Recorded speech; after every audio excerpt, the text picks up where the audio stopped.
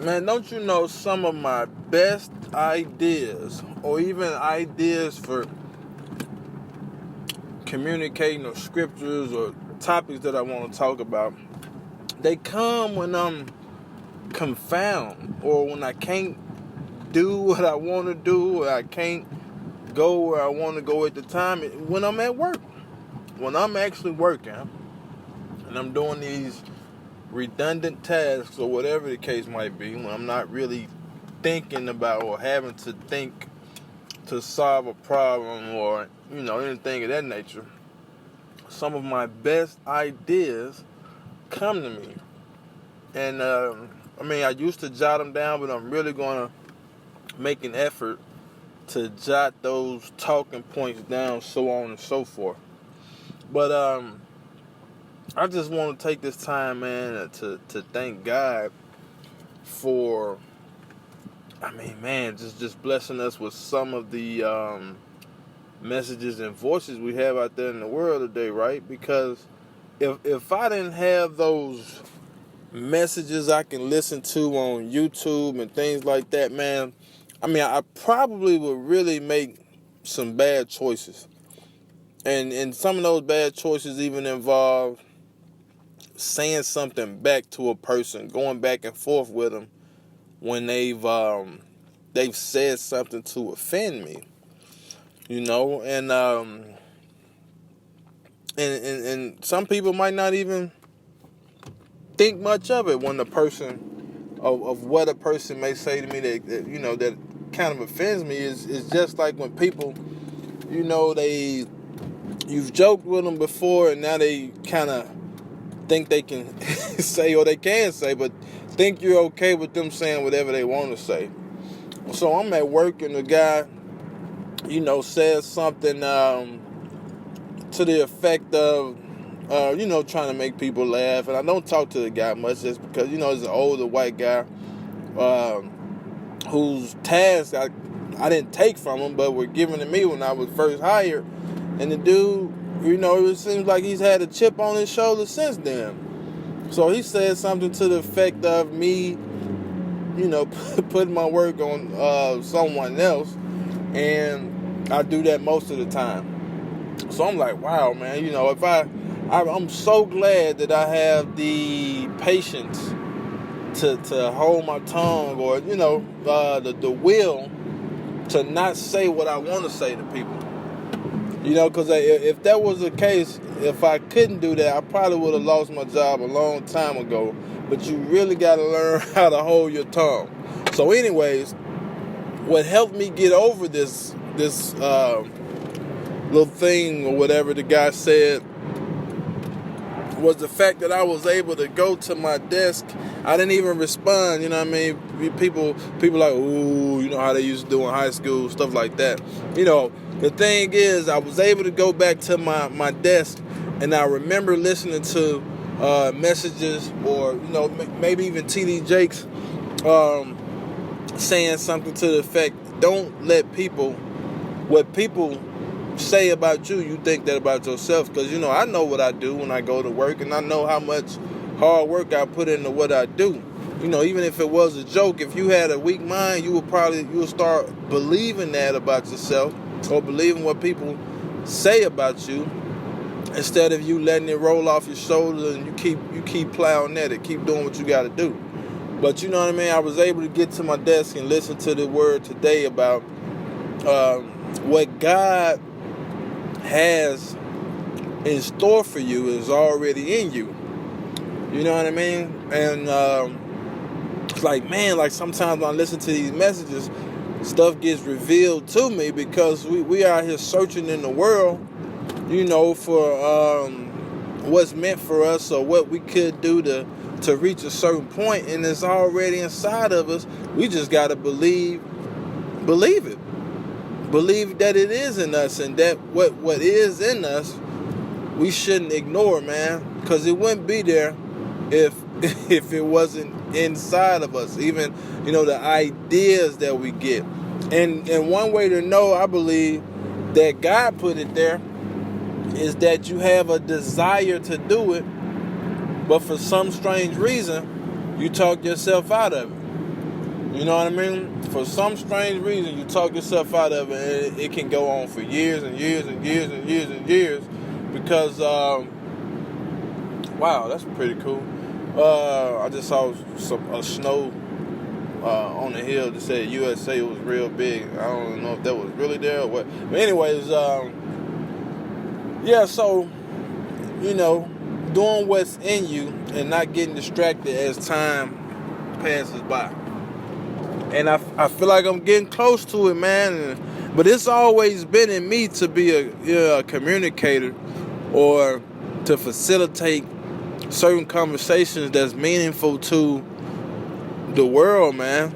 And, you know, when I used to believe, not used to, but when I can say used to, because at some point I was like, maybe I'm tripping. You know, maybe I'm not supposed to do some of the big things that I feel like I can do as far as changing the world. You know what I mean? Like, that's a huge belief to have, is that your ideas can change the world.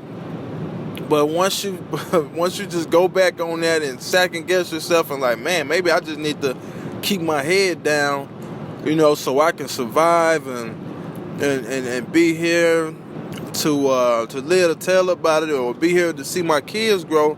You know what I mean? Like, is that robbing yourself? Is that robbing your kids? Or is that robbing you? Or is it robbing the world? Like, what if that's your destiny? You know what I mean? Because sometimes you think about Jesus Christ and Malcolm X and Martin Luther King. Like, these people had such a huge influence on our culture and world that they were assassinated. They were taken out. And for whatever, I mean, we know reasons why they were taken out, but there's a force, man. There's a real force behind good and evil, right? And one thing you got to know is that those people, they didn't die. They did not die, right? People were able to take their body. They were able to take the body that they inhabited away from them, but they could not take their soul. And that's the most important part of everything. I mean, of all of us, right? Is that, you know, our bodies can be taken from us, but our soul cannot be taken from us, especially when what's inside of us, we've shared that with other people, and some people need to hear it. Because, like, where I am in my life right now, man, I just can't imagine some of the things I'll be doing if I did not decide to feed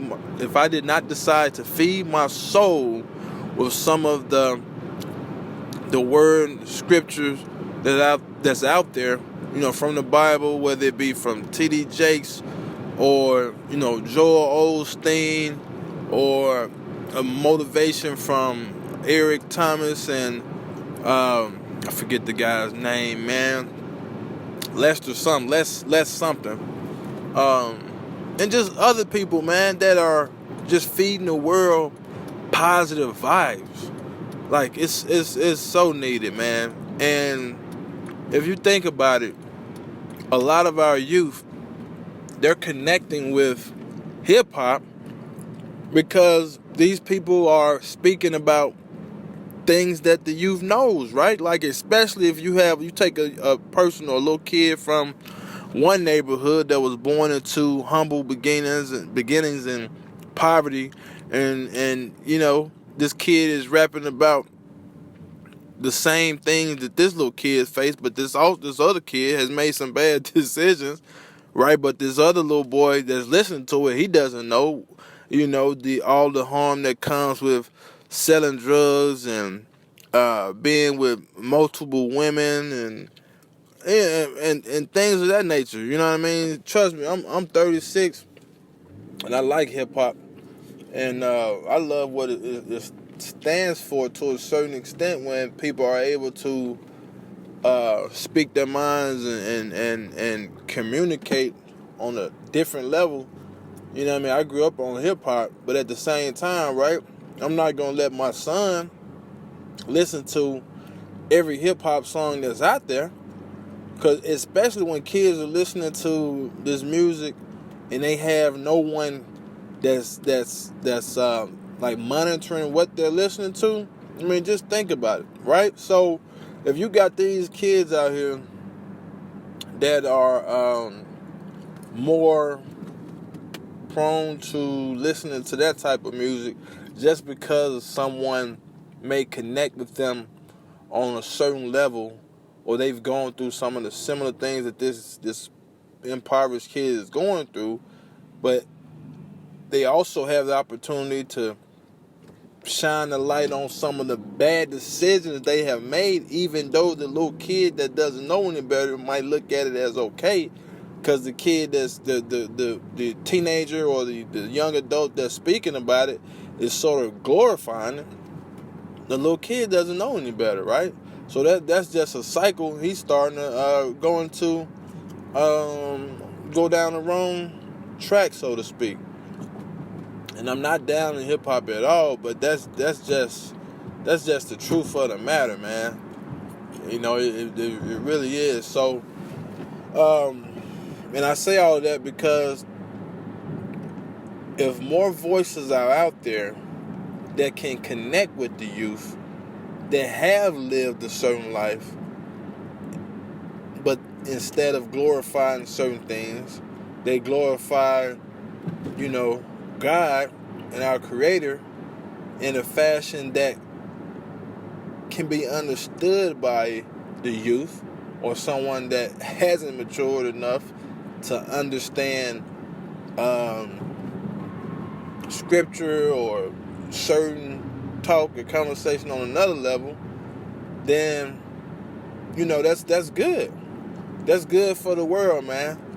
And we all have to share or put our input into a lot of things that are going on, because what we fail to realize is that a lot of this, a lot of negativity, a lot of violence, a lot of things that are going on in our worlds, because it's a spiritual battle. It's a spiritual battle, and I'm not talking about religion or nothing like that. When a person chooses to hit a woman, when a woman chooses to hit a man, or someone stabs someone, shoots someone, get in the car and ram into something, it all starts in the mind. It all starts in the head. Now, when I'm talking about the mind, can we connect the mind and the spirit or the soul? I mean, what else could it be? Our emotions? You know, we can say things like that, like, you know, these people are emotionally unstable, but what's really in the core of a person when they choose to do certain things? When there's no justifiable reason for doing what they do or what they did. So how can we resolve that? How can we solve the problem? Can there ever be peace worldwide on earth? Can there be peace without even having to, you know, take away people's right to carry arms or you know, guns and things of that nature, right? Because there's probably always going to be that force. But can we really get to that level? Can we get to that point? And a lot of it starts with insufficiency and deficiency. A person's born, you telling them to be happy and be all about love, when it's easy for you to say that now because your life, you living in abundance.